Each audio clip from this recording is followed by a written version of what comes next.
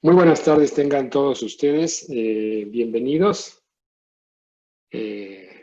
Bienvenidos desde, como decías, Azul del sur de la Ciudad de México y bienvenidos del sur de la Ciudad de Buenos Aires y de los distintos lugares que nos acompañan hoy acá. Luego, si quieren, vayan poniendo en el chat nombre y el lugar de la ciudad donde se encuentran. Así podemos ver desde el chat dónde estamos cada uno. Mi nombre es Daniel Joffe y soy el coordinador del programa del ciclo este que vamos a comenzar en apenas unos minutos más. Y justamente quien va a tener hoy la responsabilidad de hacer la presentación va a ser el coequiper que nos trabajaremos juntos en las siguientes sesiones, Aaron Bornovitsky, de la Ciudad de México, que ya luego lo presentaremos con mayor detalle. Entonces, vamos a mantener las cuestiones técnicas de todos los micrófonos cerrados. El chat está disponible para preguntas, comentarios, sugerencias o recomendaciones. Y para iniciar este proceso, le voy a pedir a Jimena Jakubowicz, quien es la directora ejecutiva de BAMA, que nos dé una breve introducción institucional y entramos en tema. Adelante, Jimena. Hola, buenos días, buenas tardes. Es una alegría para mí darles la bienvenida a este ciclo que iniciamos con la Universidad de México, con la Universidad Hebraica de México y con el Centro de Innovación Social de San Andrés. Entendemos que estas alianzas y la posibilidad de trabajo conjunto y regional nos abre nuevas oportunidades y valoramos mucho esta experiencia. Quiero agradecer también especialmente a la Agencia Judía para Israel y a su representante aquí en Argentina, Tzvika Miller, que también nos acompaña hoy, como en cada iniciativa que realizamos desde la Fundación BAMA, a Badajinuj de México. Por supuesto, contamos con la presencia de Aaron Bornovitsky en esta oportunidad, quien nos va a compartir una valiosa experiencia a continuación. Y también agradecer a FEJA, la Federación de Escuelas Judías Argentinas, y a su presidente y representante Adrián Pérez, que también nos apoya para la realización de esta actividad. Entendemos que efectivamente vivimos tiempos de muchísima incertidumbre y que la fortaleza de nuestras instituciones y el rumbo que puedan marcar aún en este contexto es clave para poder seguir andando y construyendo comunidad. Así que por ese motivo creemos valioso este espacio de encuentro, de conversación y de reflexión conjunto, y mucho más rico si lo podemos hacer entre varios especialistas. Así que quiero agradecerles a todos su presencia y ojalá podamos disfrutar y aprovechar muchísimo este espacio.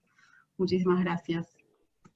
Gracias, Jimena. Bienvenidos los amigos de Paraguay, Buenos Aires, México, Córdoba, que nos están acompañando. Así que adelante con seguir escribiendo en el chat de dónde están y de dónde vienen.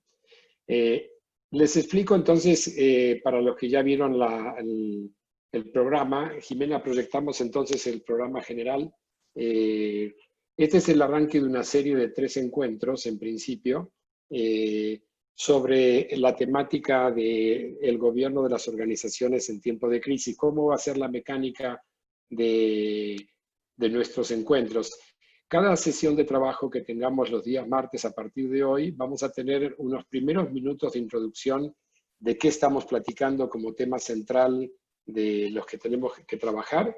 Una introducción que me ocuparé de hacer yo en cada sesión, para luego a nuestro invitado especial darle la oportunidad de que nos practique desde su experiencia y desde su enfoque cómo ve la temática del gobierno de las organizaciones. Entonces, a partir de la cierre de la presentación, entraremos en un proceso más de conversatorio y de reflexión conjunta, de forma tal de que podamos interrogar, preguntar y reflexionar, en este caso hoy con nuestro invitado, sobre algunos de los temas que seguramente estará planteando y serán importantes para profundizar. Tenemos ya puesta la pantalla, Jimena, porque yo no lo veo en la proyección.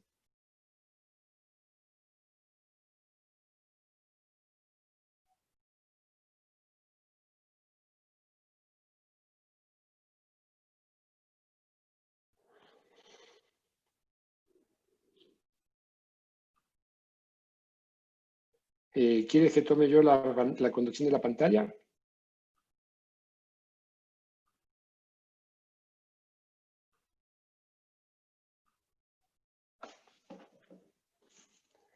La tecnología.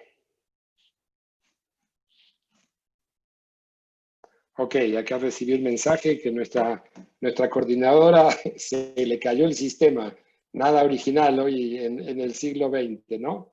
Entonces yo tomo rápidamente el control de la pantalla y me confirma, Sarón, que estamos viendo todos lo mismo. Sí, ok, gracias, Sarón. Entonces, brevísima introducción sobre la problemática del gobierno de las organizaciones de la sociedad civil en tiempos de incertidumbre. A ver, para unificarnos en cuanto a qué temática estamos abordando, es importante señalar cuáles son los conceptos claves de la gobernanza. Cuando decimos gobernanza o el gobierno de las organizaciones, hablamos de los consejos directivos, comités directivos, patronatos, juntas de gobierno. Va a depender en qué país de ustedes de América Latina se instalen, que llamamos lo mismo con un nombre diferente. Por ejemplo, en Buenos Aires diríamos comisión directiva, y en México a lo mejor diríamos patronato, o diríamos consejo directivo, y algún modelo más anglosajón diría junta de gobierno. Entonces, siempre estamos hablando del nivel máximo de autoridad.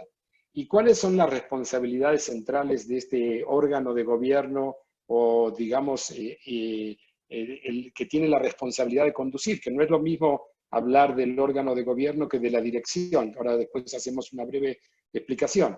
Es el responsable de la misión de la organización, es el que tiene la autoridad hasta jurídica, no solamente política, tiene la responsabilidad jurídica, política de definir la misión, la estrategia, cómo distribuye los recursos de la organización y monitorear el desempeño de la institución y rendir cuentas. Digamos, en pocas palabras, las grandes funciones claves de lo que tiene un órgano de gobierno. Y lo que nos enfrentamos hoy es que estamos ante una circunstancia histórica que es la famosa pandemia, y esta frase de Churchill me pareció sumamente interesante, que dice: este no es el final, ni siquiera el principio del fin, pero quizás sea el final del principio. Una frase de una profundidad enorme que Churchill lo comentaba ya al final de la Segunda Guerra Mundial, cuando ya los aliados habían triunfado sobre Alemania. Pero fíjense en esta frase, ¿no? Estamos quizás en el final del principio. O sea que cuando decimos el final del principio, estamos diciendo de lo que va a comenzar.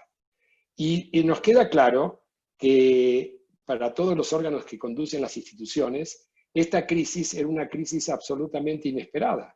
Recuerdo en febrero haber estado en México y luego estado en Israel y hablábamos de la problemática, pero en cuestiones de semanas arrancó la cuarentena, y a partir de que arrancó la cuarentena, por ejemplo, en esta región, América Latina, Norteamérica, entramos en un mundo nuevo y desconocido, ¿no? Y todos sabemos que la luz al final del túnel, como lo vemos en la foto, es una luz que se ve, pero no podemos distinguir qué hay ahí atrás, ¿no? Y por lo tanto la incertidumbre es extremadamente alta, y es alta para todo tipo de sector: la empresa, las escuelas, las organizaciones de la sociedad civil, el gobierno. Por lo cual, las organizaciones a las cuales nos preocupa platicar hoy, que tiene que ver con las organizaciones de la sociedad civil, ONGs, escuelas, se enfrentan ante un sinnúmero de interrogantes, mientras protegen la vida institucional, protegen a las organizaciones de un proceso económico, social y de salud sin precedentes, y sin precedentes no porque no hayamos tenido crisis antes, pero que todo el planeta simultáneamente a un solo momento padezca una crisis de estas características, nos genera un sinnúmero de consecuencias sistémicas que son muy difíciles de prever, todas las implicancias y consecuencias que esto va a tener o tiene para el futuro. Bien, ahora, entonces, navegar en crisis, navegar en tiempos de crisis implica, digamos, un alto nivel de resolución, o sea, de rapidez en la toma de decisiones, enorme velocidad, porque la circunstancia histórica tiene una velocidad al mismo tiempo que de lo que es impredecible. Lo que hablamos la semana pasada resulta ser que pierde rápida actualidad, porque comienzan a aparecer fenómenos que antes ni nos hubiéramos imaginado. Ayer platicábamos estos días con Aarón, ¿no? El tema de la tecnología en la educación. Hace 2 meses era una discusión, cuándo, cómo y dónde. Hoy, y ya lo veremos con la presentación de Aarón, ¿qué discusión? No hay lo que discutir, ahí estamos instalados, ¿no? Y entonces la capacidad de adaptación y resiliencia se transforma en algo enormemente importante, ¿no? Entonces, la crisis conlleva un riesgo, como digo acá en el texto, que amenaza con interrumpir o dañar a la vida organizacional, ¿no? Y entonces, navegar en estas situaciones de crisis y de tormenta tan importante tiene que ver con un enorme equilibrio de poder administrar lo que podríamos llamar corto plazo y el largo plazo, ¿no? Y fíjense en ustedes que en estos meses que estamos ya instalados, hasta los plazos que llamábamos largos, y cuando pensábamos en largo plazo, pensábamos en 3 años, 4 años, hoy largo plazo es 1 año. Antes decíamos corto plazo 1 año, hoy corto plazo son 3 meses. 3 meses, y ¿qué rige el corto plazo? El flujo de caja. ¿Nos alcanza o no nos alcanza el dinero para fin de mes, para el mes que viene, para dentro de 2 meses, para dentro de 3 meses? Cosa que hace 3 meses solamente atrás, hace nada más que 3 meses atrás, no era un tema de discusión en esos términos, ¿no? Y entonces la gran problemática es cómo administramos el corto plazo sin perder de vista que hay un futuro por delante.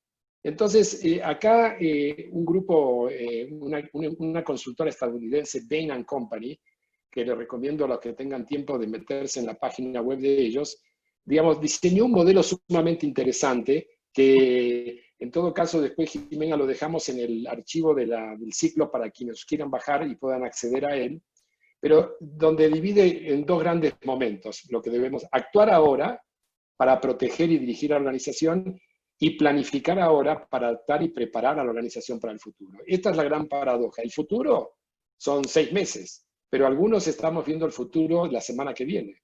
El futuro lo estamos viendo dentro de 1 mes. El futuro lo vemos en términos de 60 días, porque ese es el famoso primera foto del túnel, ¿no? La luz. Se ve una luz allá en el túnel, pero no se ve claramente lo que hay detrás digamos, una vez que uno pasó y entró y salió del túnel.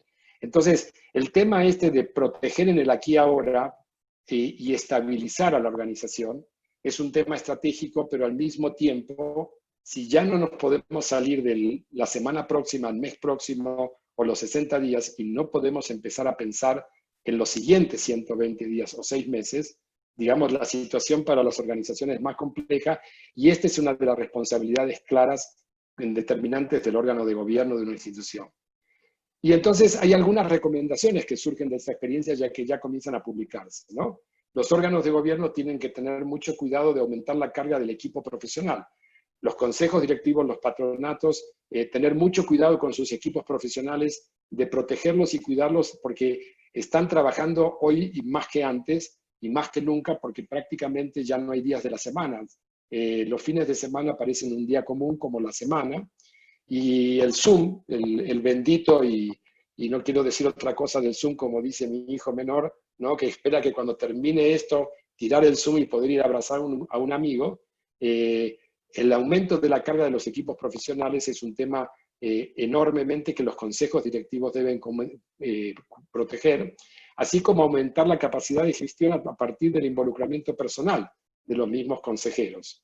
Y comenzar a pensar en marcar la estrategia posterior a la crisis. ¿Qué viene después de la crisis? O lo que llamamos la nueva realidad. ¿Sí? Comenzar a pensar en ese momento para poder salir. Dicho esto, vamos a parar acá. Que era más que nada una intención de ponerlos en ambience de lo que es la temática de los órganos de gobierno. Y tengo el enorme gusto y placer de presentarles al doctor Aarón Bornovitsky.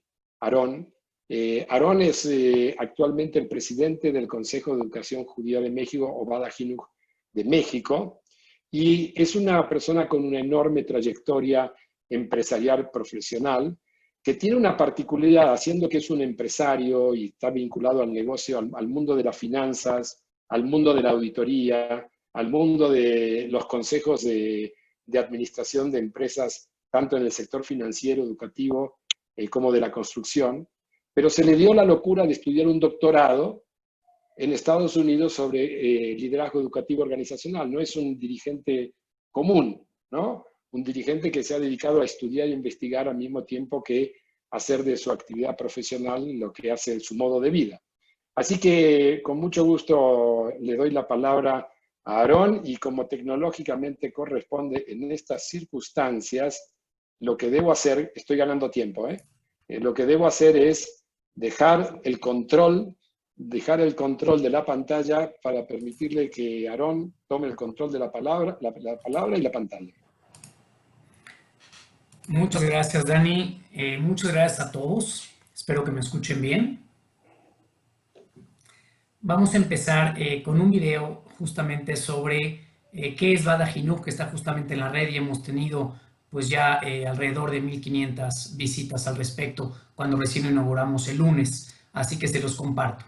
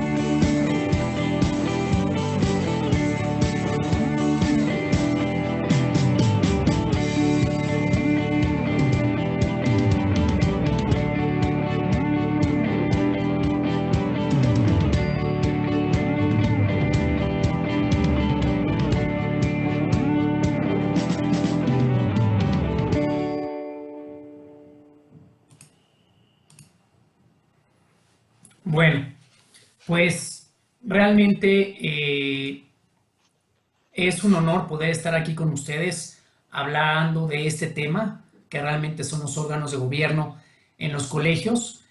Vamos a platicar durante esta presentación que estamos muy acostumbrados a hablar de los consejos, de las asambleas dentro de las organizaciones más empresariales que en el tema de los colegios, y por eso espero realmente poderles compartir un poco de esta información para ayudarles en sus instituciones educativas, entender y combinar cómo hacer que la dirección con los alumnos, con los maestros, junto con la parte de los patronatos, consejos y voluntarios trabajen de mejor manera. Y bueno, actualmente que presido Bada Jinuk, la verdad es que me divierto muchísimo con todo el apoyo que hemos tenido de Keren Ayesot y todos los colegios. Ha sido realmente maravilloso. Voy a empezar a hablar de el primer tema, que es el visualizar realmente lo que es un proceso de transformación. Y para esto les voy a pedir que en los siguientes segundos ustedes visualicen, piensen, imaginen, el que quiera cerrar los ojos, por favor, adelante, un proceso de transformación que hayan vivido y que realmente hasta el día de hoy se acuerdan de manera extraordinaria.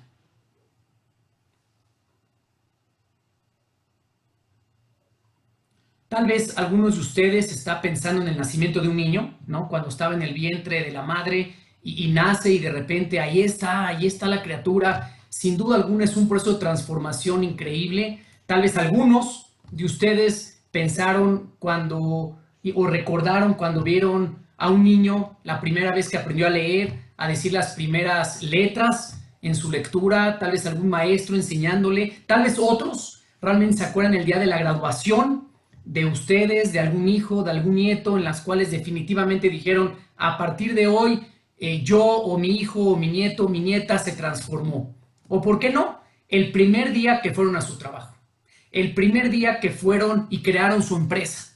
Cada uno realmente ese día es un día inolvidable. O por qué no, tal vez algunos de ustedes pueden pensar en algún proceso de transformación en la naturaleza, como cuando una oruga se convierte en una mariposa. Si a alguien le ha tocado ver ese proceso donde una oruga empieza a transformarse hasta que puede volar, es un proceso de transformación maravilloso. Para esto les voy a compartir un segundo video que se llama 212 grados, que les pido que lo vean con atención.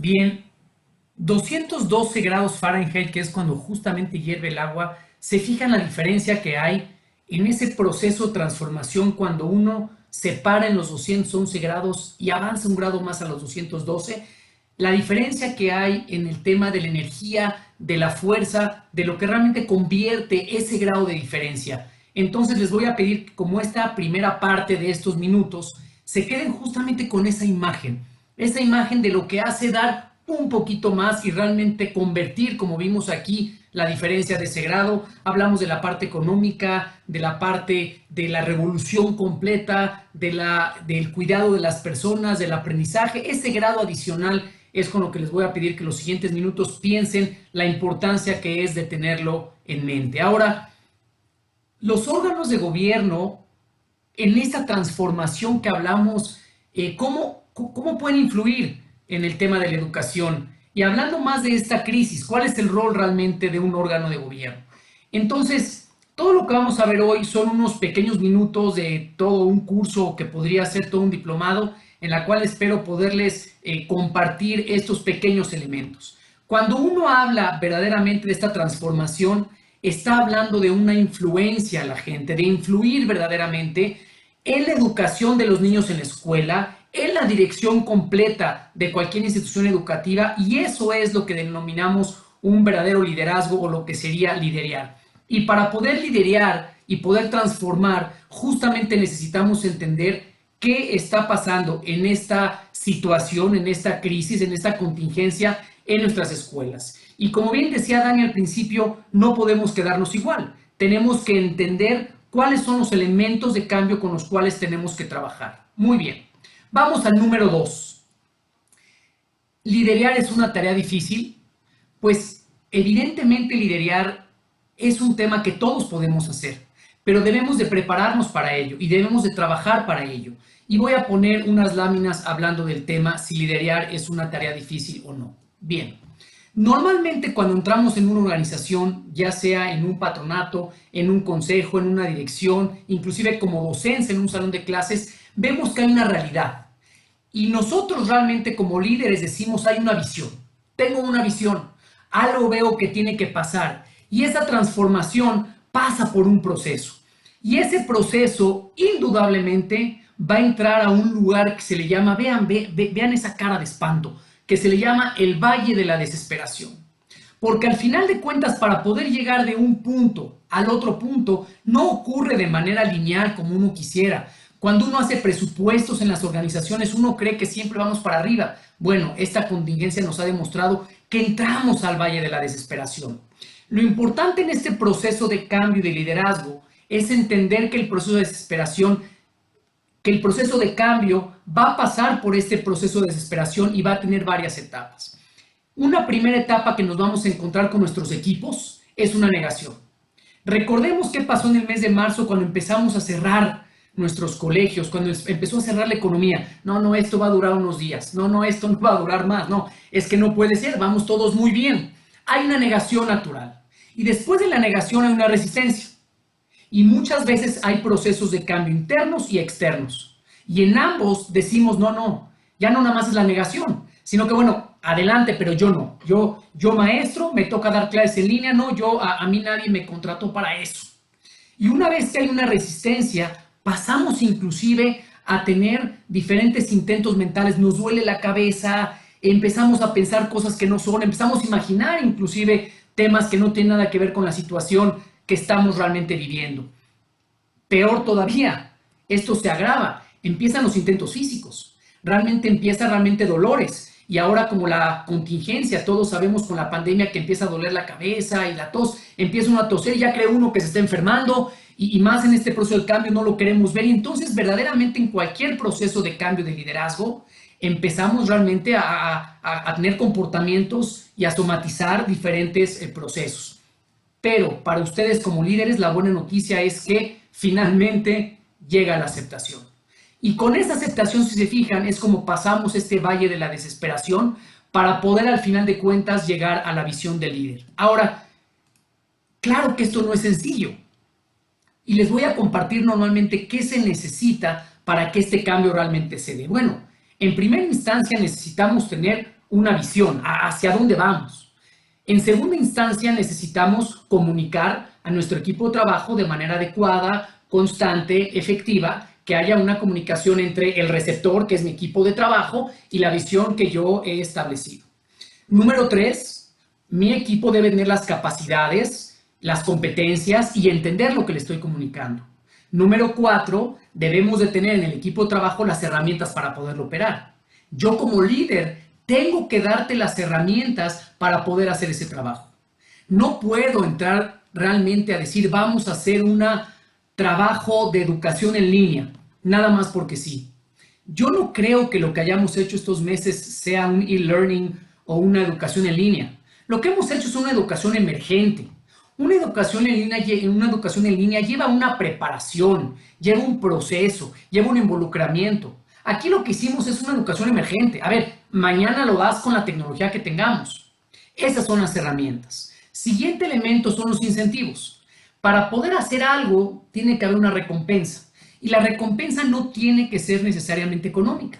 Puede haber una recompensa técnica en la cual, bueno, gracias a esto yo voy a poder dar un curso, voy a poder publicar un artículo, voy a poder aprender otra cosa. Puede haber una recompensa social en las cuales gracias a lo que va a ocurrir voy a poder ayudar a la gente. puede haber una recompensa política, gracias a esto voy a subir de nivel, mi nombre va a enaltecerse, hay mucho tipo de recompensas, pero es importante que en un proceso de cambio los incentivos sean claros y bien comunicados. Y por último, un plan de acción. Esto pudiera sonar de manera muy general y muy obvia para los líderes de las organizaciones, pero lo interesante de esta lámina es cuando empezamos a ver procesos que ocurren en nuestro equipo de trabajo. Y la primera que podemos entender es cuando hay confusión. Muchas veces cuando hemos liderado un equipo de trabajo, nos topamos con que hay confusión. Y yo como líder de esa transformación en un comité ejecutivo, en un consejo, en un patronato, en una dirección, digo, ¿por qué la gente está confundida? Normalmente está confundida porque no hay una visión clara. Empiezan unos a ir a un lado, otros a otro, no hay una visión clara. No estamos todos remando hacia el mismo rumbo. Y entonces se genera una confusión. Y no importa que yo haya comunicado las cosas y tenga el mejor equipo de trabajo y las herramientas están en su lugar y los incentivos. Y un plan perfecto. No sabemos todos hacia dónde vamos. En otras ocasiones, seguramente les ha pasado, que hay un rechazo en el equipo de trabajo. Cuando hay un rechazo, normalmente es porque la comunicación no es clara o no es efectiva. Tengo una visión perfecta, sé a dónde voy, tengo al mejor equipo para hacerlo, les doy las herramientas, hay un incentivo de por qué cada uno quiere hacerlo, un plan perfectamente trazado con un Gantt, pero la comunicación es clara. Aarón, no te entendemos, no estamos comunicándonos bien, no sé qué estás diciendo. Y entonces empieza un rechazo.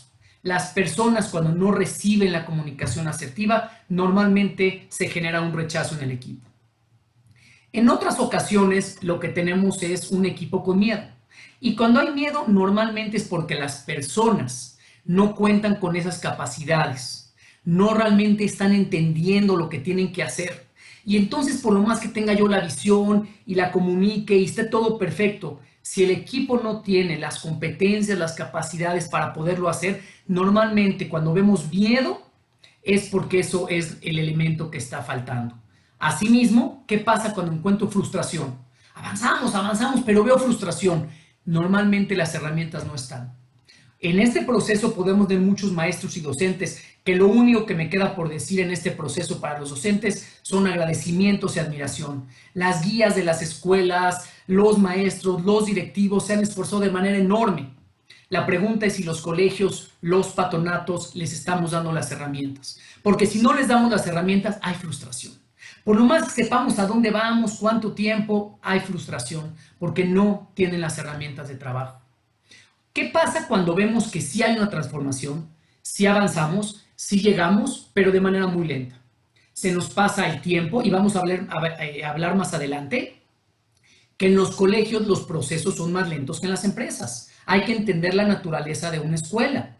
Y cuando los cambios son lentos normalmente es porque los incentivos no son claros. No entiendo claramente el por qué debo yo de hacer lo que me estás pidiendo en un plan de trabajo para llegar a una visión. Y por último, un caos. Generalmente cuando hay caos es porque la visión es clara, la comunicamos de manera adecuada, la gente tiene las capacidades, las competencias, las herramientas están dadas, los incentivos son claros, pero no hay un plan de trabajo claro. Y cada uno va por otro lado. Eso ocasiona caos. Entonces, evidentemente, coordinar todos estos esfuerzos se vuelve una tarea fundamental y compleja. Muy bien. Vamos a pasar al elemento número 3 de los 4 que les voy a compartir.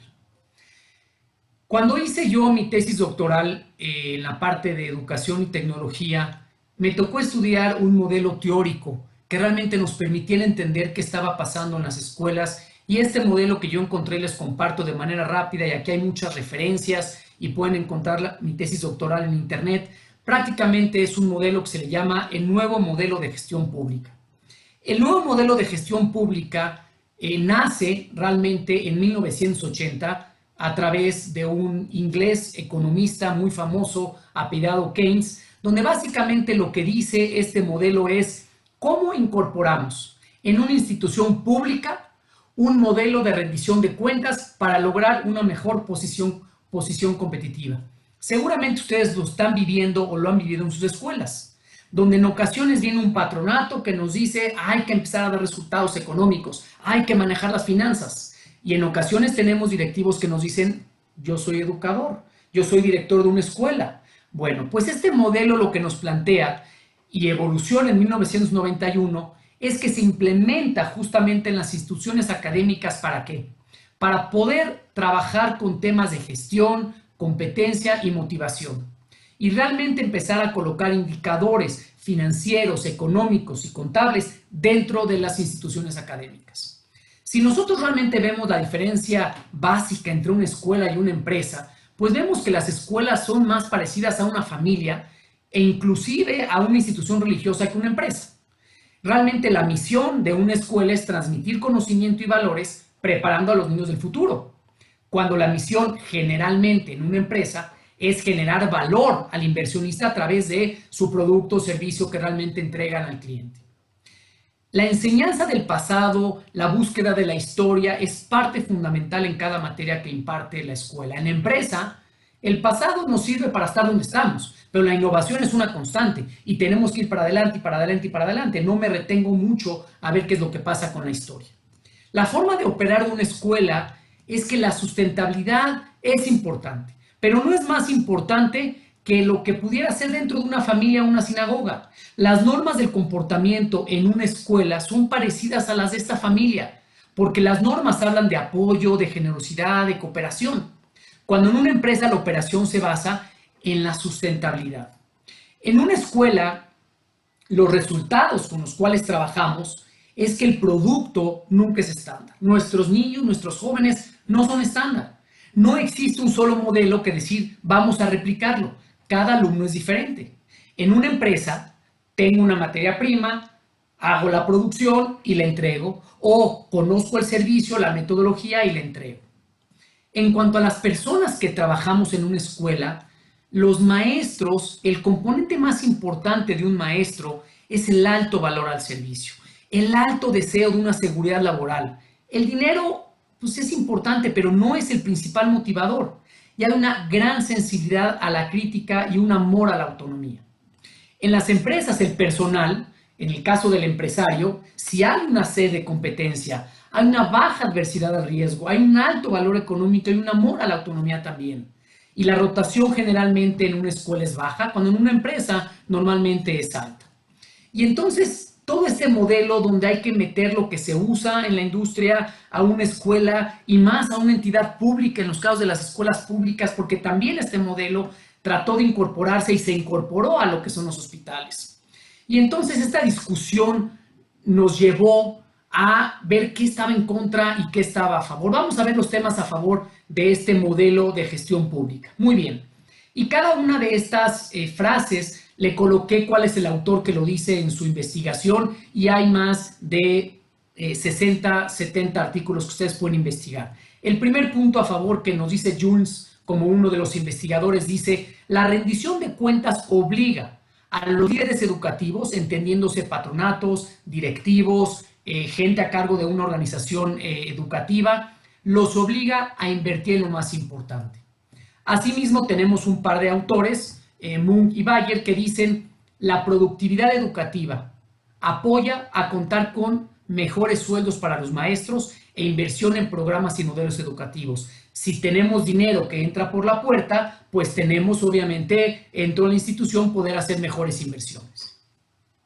Otro punto a favor que dice el autor Solhaug, dice: el director general de una escuela debe de priorizar las finanzas de la escuela al igual como le da prioridad a la educación de los alumnos. Un director general debe tener un balance de ambos. No podemos tener un director de escuela que no maneje las finanzas, dicen en este modelo el autor Solhaug. Y Gipton, otro autor, dice: hacer que las escuelas sean más atractivas económicamente, que realmente les vaya bien en temas financieros, va a apoyar la decisión de los padres en seleccionar ese colegio porque lo va a hacer más atractivo. Entonces ahorita ya estarán pensando: oye, está bueno, sí, pero hay mucho debate en contra. ¿Qué dicen las personas que están en contra? Aquí hay un par de autores, Meyer y Benabot, dicen en su artículo de investigación en 2013. La reducción y control de costos y gastos puede afectar la calidad educativa cuando el indicador económico se considera más importante que la educación. Y en muchas ocasiones, organizaciones que han implementado este modelo se topan justamente con que, teniendo tanto la presión financiera, sí repercute de manera negativa a la educación de nuestros niños y jóvenes. Otro autor en contra dice: la educación es un derecho y una obligación del Estado. Este ha sido un tema en varios países complicadísimo, si realmente podemos tener escuelas privadas. Tenemos países como Estados Unidos que tienen los charters, que es una inversión combinada entre el gobierno y la industria privada, donde el gobierno pone parte de la inversión y la industria privada lleva la administración. Pero este autor y varios de los autores de este modelo lo que dicen es: no, eso es un derecho y una obligación del gobierno. ¿Por qué tiene que estarse metiendo la industria privada en el tema? Y bueno, en el caso de México tenemos actualmente la Ley General de Educación, que salió en septiembre del año pasado, que hemos estado trabajando y discutiendo por lo menos en las escuelas de México durante un buen tiempo. Siguiente dice dos autores que están en contra y dicen: operar y administrar un colegio como una empresa es un error, porque una escuela es más compleja y no deben priorizarse las utilidades a la calidad educativa. Entonces, como pueden ver, todo este modelo nos lleva a que gente a favor dice: se ha demostrado que un colegio con finanzas sanas obtiene mejores resultados educativos. Pero por otro lado, se dice: el uso de este modelo de gestión pública se debe a presiones globales y no realmente a realidades o necesidades educativas. En Alemania se implementó el nuevo modelo de gestión pública y no trajo buenos resultados a final del siglo pasado. A favor, dicen, los gobiernos que no utilizan este modelo son irresponsables. Y personal en contra nos dice: el modelo utiliza prácticas irresponsables para el sector educativo y el modelo no necesariamente trae resultados positivos. Y al mismo tiempo encontramos que se han implementado en países como Inglaterra y Noruega con excelentes beneficios. Entonces, lo que realmente encontramos es que este modelo nos lleva a una discusión muy interesante como la que estamos viendo el día de hoy, si realmente el empezar a colocar prácticas de gestión, de contabilidad, de administración de indicadores son correctas en la administración pública, en este caso en las escuelas. Voy a pasar al cuarto y último tema, en la cual vamos a redondear entre el proceso de transformación, entre lo que es el liderazgo, una tarea sin duda alguna bastante compleja, lo que realmente nos dice este modelo teórico a lo que en la práctica nos dicen los expertos. Y realmente lo que nos dicen los expertos, prácticamente voy a hablar primero de una gran líder, que es una mujer que fue la directora de HP hace más de 20 años y que actualmente la pueden encontrar si la buscan en Google, que se está postulando en varios puestos importantes de gobierno, que se llama Carly Fiorina. Escribió un libro que se llama Decisiones Difíciles, en inglés Tough Choices, donde realmente nos da una enseñanza maravillosa y yo aquí coloco un par de frases. La primera nos dice Carly: liderazgo es cambiar el estado de las personas o de las cosas para mejor. Cada uno de nosotros que estamos parados y trabajando en un consejo, en una junta de gobierno, deberíamos de cuestionar nuestro rol. Y Carly nos dice: si estás ahí, es porque vas a cambiar el estado de las cosas de las personas para mejor. No puedes simplemente empujar que continúe todo igual. Otra frase que nos dice en su libro es: liderazgo se refiere a resolver problemas que nunca antes se habían resuelto. Yo tuve la oportunidad de estar personalmente con ella en un curso que me tocó tomar de liderazgo y realmente la manera en la cual ella comentaba todos los aspectos importantes del liderazgo es extraordinaria y nos decía: el liderazgo es una elección. Si ustedes deciden liderar y estar sentados en una dirección o en una junta de gobierno, es importante que entiendan el resultado por el cual están ahí. Otro autor con el cual quiero compartirles es Phil Harkins. Phil Harkins trabajó por muchos años con uno de los grandes gurús en temas de liderazgo que se llama Warren Bennis y prácticamente crea este modelo que le llama responsabilidades de líder. Y nos dice: uno, un líder debe de saber crear esta visión, crear la estructura organizativa para que ocurra, realmente motivar al equipo, producir resultados y crear constantemente una cultura de innovación. Sin esta última no puede hacerse nada positivo. Y por último, paso realmente a platicarles de un director de orquesta que me tocó también conocer en una de las sesiones que dio, donde este director de orquesta que se llama Roger Nierenberg, y si me da tiempo en algún momento les pasaré algún video, ahora voy a avanzar, donde prácticamente escribió un libro que se llama Maestro. Y lo que realmente hace Roger Nierenberg es que invita a la audiencia a sentarnos en medio de una orquesta. Y nos invita realmente a reflexionar en cómo escuchamos a la orquesta dependiendo del lugar en donde estamos sentados. Y la enseñanza que nos dice número uno es que como líderes nos especializamos en hablar con una voz compartida, como una orquesta. O sea, el órgano de gobierno y la dirección debe de sonar como una orquesta conjunta. No puede haber una indicación que la sigo porque sí, pero no la entiendo, o debe de realmente armonizarse, y eso es lo que nos dice este gran director de orquesta y maestro de liderazgo Roger Nierenberg. Asimismo nos dice, los grandes líderes deben de ser capaces para hacer ambas cosas, tocar y escuchar. ¿Cuántas veces nosotros en un patronato, en un consejo, le decimos a la dirección qué hacer? ¿Y cuántas veces la dirección le dice al maestro qué hacer? En una orquesta, el que toca el violín, toca el violín.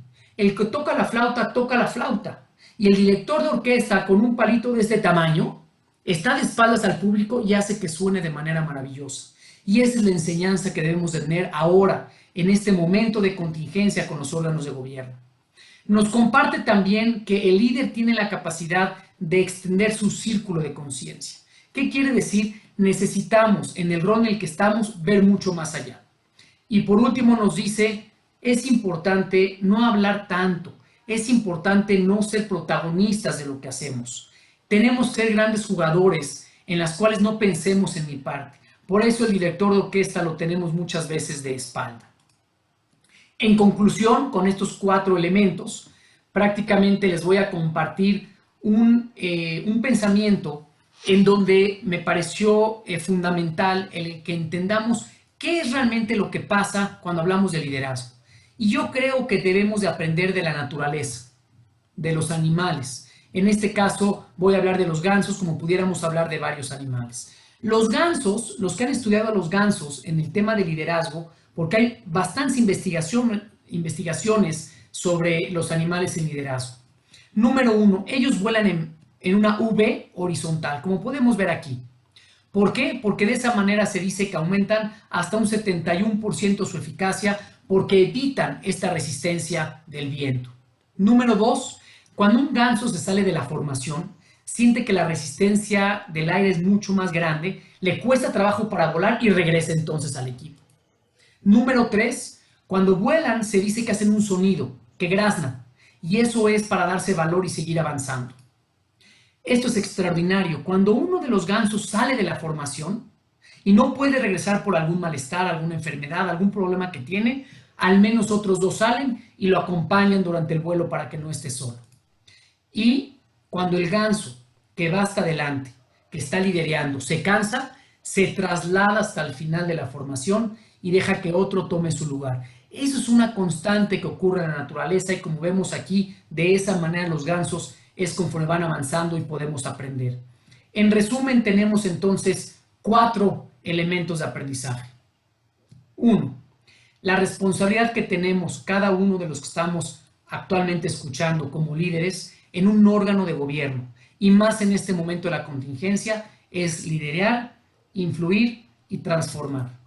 Número 2, sí, liderar es difícil y por ello el proceso de liderar en una organización educativa requiere de tener una visión clara, un equipo adecuado y bien motivado, un plan de trabajo que produzca resultados y un modelo de gestión enfocada en indicadores tanto educativos como financieros. 3. Como parte de nuestro liderazgo en los órganos de gobierno, estamos obligados a trabajar en los temas que tanto se cuestionan en este modelo de la nueva gestión pública. Y 4 y último, se recomienda que implementemos acciones a favor de profesionalizar nuestros órganos de gobierno en esta contingencia, tomando en cuenta las enseñanzas de los expertos, como en este caso el director Roger Nierenberg. Y por lo tanto concluyo diciendo, para salir victoriosos de esta contingencia, necesitamos reflexionar, operar y liderar de manera distinta, dándole su lugar al problema y sin duda alguna atacándolo de frente. Una cita con la que cierro de María Montessori, con quien sin duda alguna mi gran admiración, dice así: para los niños, la mejor enseñanza es la que utiliza la menor cantidad de palabras necesarias para la tarea. Qué cierto es en nuestros órganos de gobierno, hablar y decir y siempre opinar. Como bien dice la doctora Montessori, la mejor enseñanza es la que no requiere tantas palabras. Pues básicamente como reflexión final, como podemos ver aquí, Espero que a través de estos minutos y los que seguiremos discutiendo, los que nos quedan con Jimena y con Dani, bueno, pues les estamos dando las herramientas. Ahora sí depende de cada uno de nosotros utilizarlas. Muchas gracias. Bien, muchas gracias, Aarón. Creo que a lo mejor si tuviéramos todos los micrófonos abiertos, todos podrían aplaudir una excelente presentación. Entramos en los minutos que tenemos. Aquellos que quieran hacer alguna reflexión o comentario vía el chat, adelante. Quiero agradecer la presencia de Adrián Pérez, presidente de Bada Jinux Argentina, que nos acompaña. Muchas gracias, Adrián, por estar con nosotros. También de Lima, Perú, Ale, de Hebraica, Perú. Bienvenido y estar con nosotros también hoy acá. A ver, Aarón, estamos en una situación histórica, como todos sabemos, y la temática de la sustentabilidad financiera se ha transformado en un tema relevante, y el tema de la salud. En tu experiencia de lo que es la vida cotidiana de las organizaciones, ¿no? ¿Cuáles son las tendencias o los ejes claves en el cual un patronato hoy en México está pensando o debe pensar o debe considerar como elementos de, digamos, de transformación necesarias, inevitables y que debe, digamos, absorber, incorporar abiertamente, o sea, sin limitaciones? ¿Qué es lo que estás viendo tú en esa posición privilegiada que tienes como presidente de una federación de tantas escuelas que están luchando, supongo yo, como todas las escuelas de este tipo en el mundo, para ver cómo continúan, cómo siguen, cuidando a sus alumnos, a sus maestros, a sus familias? Micrófono.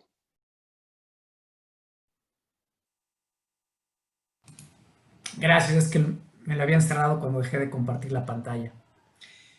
Sin duda alguna, Dani, la situación con la cual estamos viviendo, nosotros dentro de Bada Jinux es una asociación de estos 13 colegios en México. El factor principal, como bien lo comentas, es el factor económico. Y bien lo dijiste tú al principio, tenemos que ver el corto plazo y lo que es el mediano y largo plazo, que ya no es tan mediano ni largo como hace muchos años. Entonces yo diría, número uno, necesitamos hacer equipo. Necesitamos hacer sinergias como nunca habíamos hecho. Yo creo que en este caso la contingencia es una gran oportunidad para hacerlas. Número dos, estamos en un momento muy diferente al que hubiéramos estado en otros momentos. ¿Qué quiere decir? Tenemos la tecnología que tenemos que saber aprovechar al máximo. Por lo menos en México, ahora que se vienen las vacaciones, es un momento perfecto para aprender y estudiar todas las tecnologías adecuadas para realmente entender que una tecnología mal utilizada es muy complicado para que nuestros niños y jóvenes aprendan. Lo que necesitamos realmente es asegurar que pasamos de un aprendizaje emergente, realmente un aprendizaje en línea o un aprendizaje semipresencial, en las cuales sin duda alguna la contingencia no nos dio nuevas tecnologías, pero sí nos está acelerando que lo utilicemos de mejor manera. Siguiente, en el tema financiero necesitamos buscar sinergias. Yo el día de hoy en la mañana hablaba con un presidente de un patronato y justamente hablábamos del tema de la sustentabilidad y comentamos lo siguiente. Es como en la familia.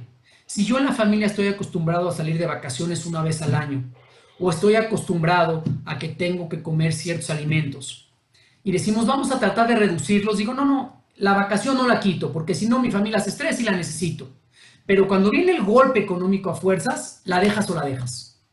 Y por lo menos en México, y entiendo que en Latinoamérica, estamos en un punto donde todavía, a mí me encanta uno de los memes que dice que ya viene en las siguientes 2 semanas el punto más alto de la contingencia, no importa cuándo lo leas, ¿no? Siempre ahí viene, porque no lo sabemos. Entonces el tema fundamental hoy es entender que tenemos que estar preparados para lo peor. Y ese escenario pesimista, en el ejemplo de la casa, es este año no hay vacaciones y este año no podemos comer lo que comíamos y este año tenemos que prever y hacer un plan, como lo decía yo en mi presentación, una visión y un plan para estar listos para lo peor. Porque si lo pasamos, que estoy seguro que lo vamos a pasar, porque hemos tenido el apoyo de muchísima gente, por lo menos en el sector educativo en México, de todos los maestros, los líderes educativos, las organizaciones, etcétera, etcétera.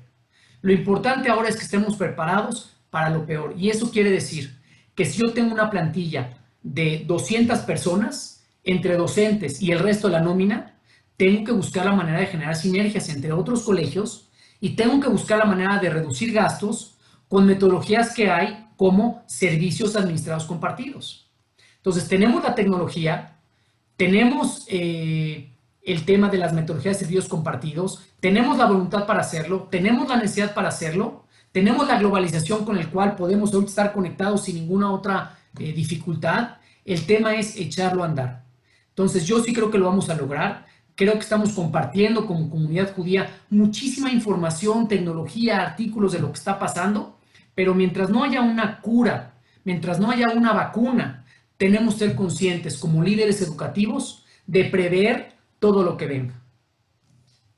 Y estás diciendo entonces, Aarón, en estos comentarios, algo que a veces suena como medio intocable, ¿no? El tema de las identidades institucionales que no logran articular, integrarse. Hoy platicaba hace cosa de 2 horas atrás con un dirigente de una organización social de Israel y que me decía que ya estaban platicando con otra organización porque van a tener la misma oficina, van a compartir la administración, no se van a integrar, no se van a fusionar, pero piensan ahorrar significativamente costos porque si no lo hacen, afectan a la misión y no pueden proveer servicios.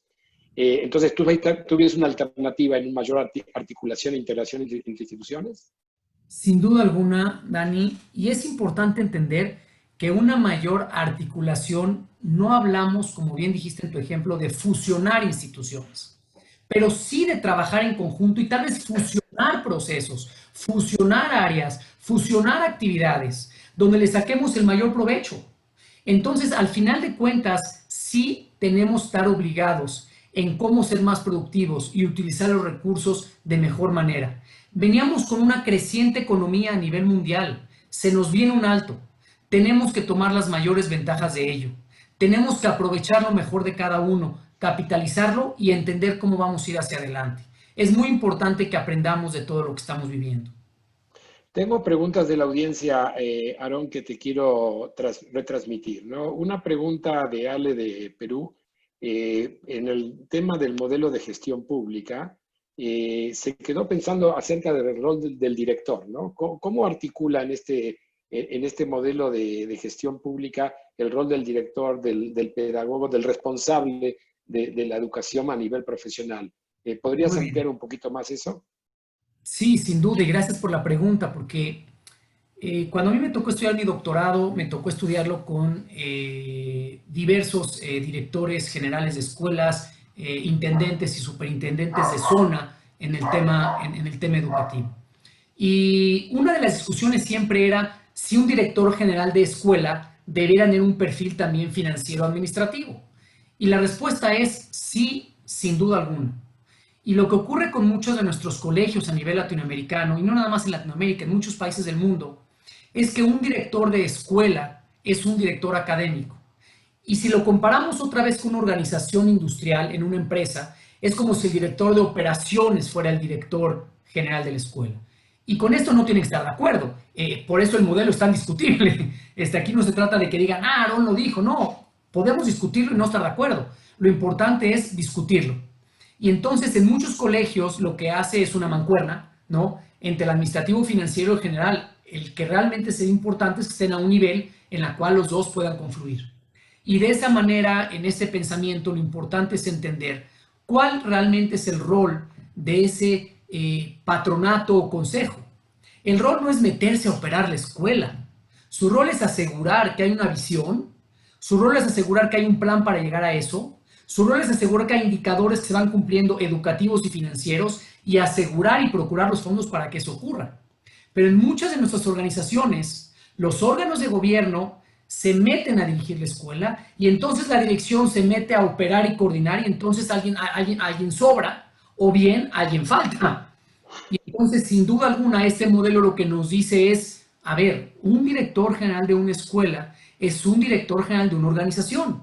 Y tenemos muchísimas universidades extraordinarias en las cuales estudiamos la dirección general de una organización, ya sea educativa, ya sea de salud, ya sea industrial. Entonces, repito, esto es una discusión tremenda. A mí lo que me tocó estudiar durante el doctorado con mis compañeros, sin duda alguna, es entender que la educación, la academia, es una parte fundamental, pero de la misma manera toda la parte administrativa financiera. Entonces ahí es donde vendría la combinación perfecta para poder tener resultados en una organización educativa. ¿Cómo tú ves las implicancias? Y con esto vamos al cierre. Nos estamos pasando del tiempo, pero como está tan apasionante la conversación y todavía la gente no se nos baja del Zoom, significa que tenemos margen para unos minutos más. Tú dijiste, y creo que hay un consenso generalizado, creo, que los maestros han ganado un lugar, y acá Dalia trae el comentario, los maestros han ganado un lugar de respeto en la sociedad porque están en la primera línea de lucha de la pandemia, así como están los médicos, así como están las enfermeras, los servicios de seguridad, el maestro está al frente, es uno de los más expuestos a este fenómeno. Y en muchas comunidades y en muchas sociedades esto ha permeado y han ganado admiración, quizás no lo suficiente, pero post pandemia, el day after, ya estamos, ojalá, allá en marzo, abril del año próximo y toda esta ebullición. ¿Cómo capitalizamos? Bueno, sin duda alguna, una excelente pregunta de Dali, de las mejores que he escuchado, porque sin duda alguna el rol del maestro, del docente, de la guía, del instructor, yo sí creo que derivado del trabajo que ahora se ha tenido que hacer en línea, los padres nos hemos dado cuenta del gran trabajo y gran rol que hacen los maestros en la escuela. Hay tantísimos casos de los padres que han enviado a la escuela a sus hijos creyendo que pues allá todo está bien. Y ahora que los tienen en casa, pues se dan cuenta que no es así. Y la realidad que vive un niño de kinder y un joven de secundario preparatoria no es la misma. Y no olvidemos que en la educación tenemos una curva normal. Tenemos a los alumnos que son destacados, los alumnos que les cuesta trabajo y los del medio, ¿no? Por eso es una curva normal. Esos de las orillas, ¿qué creemos que pasa en la educación en casa? ¿Que de repente ya todos están en la curva normal? No quise que no son normales, en la curva normal de comportamiento, claro que no. El que le cuesta trabajo, le cuesta ahora más trabajo. El que estaba destacado ahora no sabe qué hacer. Y entonces el padre en casa, a mí sí me parece que va a haber una valoración mucho mayor de los maestros. El maestro tiene que ganar más dinero. El maestro tiene que estar mejor pagado. El maestro tiene que tener mejores beneficios. El maestro tiene que tener un rol en la sociedad como ocurre en una cultura japonesa, donde vemos al gran maestro y a la persona de mayor edad como una persona de respeto. Nosotros como comunidad judía tenemos que tener hombres y mujeres judíos de maestros como no judíos para poder tener esa aspiración. Ojalá pudiéramos producir en cada país de Latinoamérica nuestros docentes, maestros, directivos y pudiéramos trabajar de manera importante para que los alumnos quisieran llegar a ser docentes y maestros. Así como ocurre en Finlandia, el viaje que nos tocó ir hace 5 años. En Finlandia hay un respeto por el maestro. Uno quiere ser maestro y aceptan a 1 de cada 10 en la universidad para estudiar ser maestro. Y una vez que salen, no todos pueden trabajar porque no hay trabajo para todos. Eso es lo que tenemos que hacer. Y por lo menos en México, en la comunidad judía de México, claro que se puede hacer. Un mini Finlandia dentro de la comunidad judío-mexicana educativa, claro que se puede hacer. Tenemos que trabajar con los elementos que decías hace un rato, hacer sinergias, trabajar en conjunto, bajar costos. A mí me parece, Dani, y a toda la audiencia, que uno de nuestros objetivos tiene que ser cómo reduzco costos y colegiaturas, cómo elevo la dignificación del rol del maestro y a su vez la calidad educativa todo el tiempo y todo el tiempo y todo el tiempo. Y para lograr eso, tengo que preguntarme, ¿qué quiero de un muchacho egresado de mi escuela o de mi comunidad? ¿Cuál es el perfil de ese egresado? Si nosotros nos remitimos a lo que pasa en Estados Unidos, un muchacho que termina la preparatoria debe de ir a las mejores universidades. ¿Para qué? Para tener un mejor trabajo. ¿Y para qué un mejor trabajo?